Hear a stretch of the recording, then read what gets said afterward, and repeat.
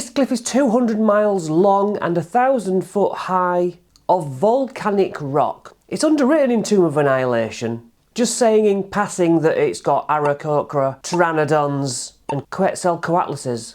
But wait a second, that sounds like there's at least 3 things of interest. 4 if the very mountain range itself intrigues the characters. I'm going to look at those stat blocks obviously, but first give you inspiration to flesh out this area.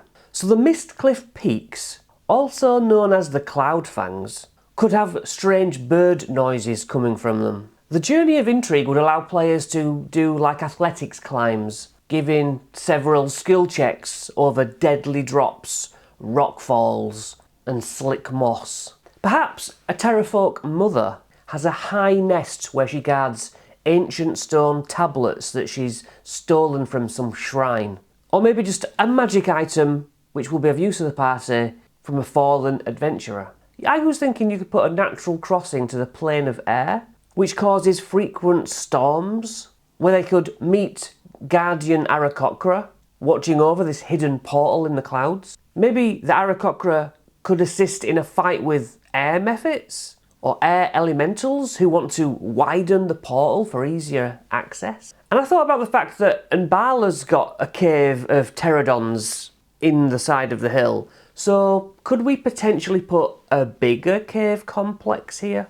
Perhaps a cave system with trapped explorers inside it, and they have maps of areas the players haven't been? Could these very tunnels contain fog monsters created by a mad druid who lives near a magical spring which gives prophetic dreams? You know, there's all sorts we could have. If you put a ruin of some kind up here, like a ruined monastery of a tabaxi lord or an animal lord, there may be another series of skill checks, such as stealth, could be played out in order to acquire a boon, even if it's just Misty Step or extra speed for the players. And yes, the monastery would have stone statues which could animate if you desired. Ultimately, this Rocky Mountain range could be a mega dungeon, leading down to a slumbering stone god with a worshipping cult, you know, it's D&D after all, who want to awaken this titan that might destroy Chult. I'm just saying there's more potential here than the book gives it credit for. But let's look at the stats for what the book offers. And if you like this kind of thing, please consider subscribing. Aarakocra then, AC 12, hit points average of 13. They can walk at 20 feet but fly 50 foot speed. Good at perception, speak Auran and Aarakocra. They have a dive attack if they move 30 feet straight forward and then hit with a melee. It deals an extra 1d6 damage to the target.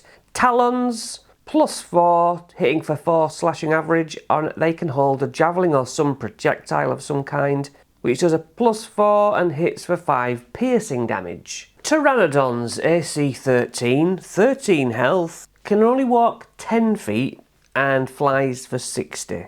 They can fly by in and out of enemy's reach without provoking an opportunity attack. Their bite is +4 and they have 6 piercing damage. And they are merely flying dinosaurs. But a group of them, a swarm of them, could be horrible. The Quetzalcoatlus is AC 13 with a hit points of 30 average, not much. They also fly 80 feet though. Pretty spry.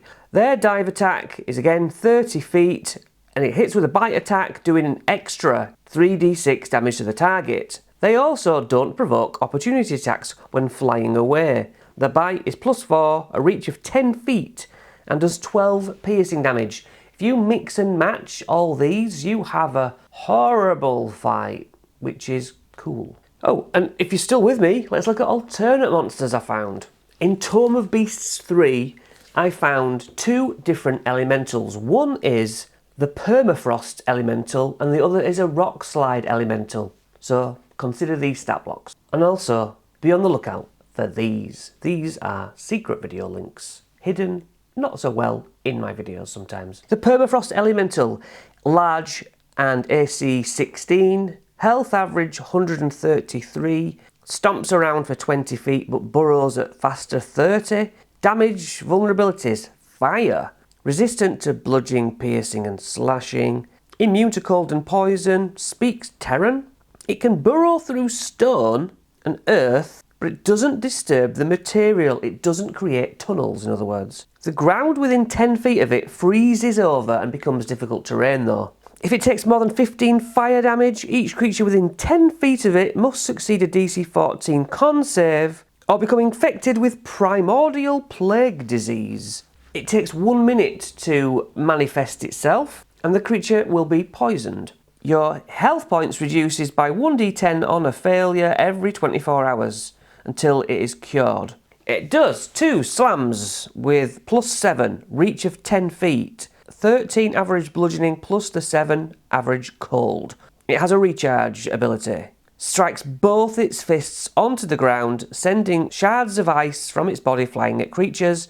It's a DC 14 dex, and on a fail, 10 bludgeoning and 10 cold, and you're knocked prone, and you are infected with the disease. On a success, you just take half the damage. The Rock Slide Elemental is a large elemental, AC 14, 147 health average, speed of 40 feet, resistant and immune to similar things. If it moves at least 20 feet and then performs a slam attack, it does an extra 9 bludgeoning. The creature has to make a DC 16 save to avoid being knocked prone.